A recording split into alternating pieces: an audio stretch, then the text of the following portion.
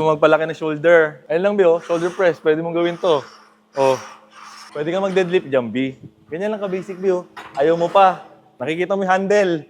May D-handle. Ibig sabihin, pwede ka mag-row dito, B. Sabi ko sa'yo. Oh, ganyan. Row mo siya. Walang sumasandal sa braso. Bakit? Maliit eh. Paano? Hindi mo na workout. Kulang ka ng ganito eh, oh. Gusto mo mag-wide yung braso mo para sandalan ng bebe. Kaso wala kang ganito. Bumili ka muna, B. Ito pa malupit, B. Pwede mo i-adjust yan. Eh, maliit ka. Ganito ka lang kaliit, B. Hindi mo maabot.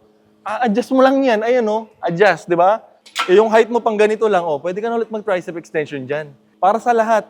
Kahit yung anak mo, kahit baby pa yan, pwede dyan. Adjustable, ha? Buong pamilya kayo, o 3. Kung walang oras yung pamilya mo, ayan, oh. Bumili ka ng ganito, sigurado. Kung gusto mong mag-shoulder press, mag-deadlift, oh. Sabay-sabay kami gumagamit. So dito naman papasok yung fabricator na nag-design ng gamit na to. Kaya ako pinapaliwanag to noon kasi sariling design ko yung pagkakagawa nito. Yung Smith machine, matagal ng design yan. Pero naglagay tayo ngayon ng 2 pang equipment sa kaliwa at sa kanan para ma-maximize yung space. Kung may sarili kang gym, ang laki ng matitipid mo nito sa space at sa budget.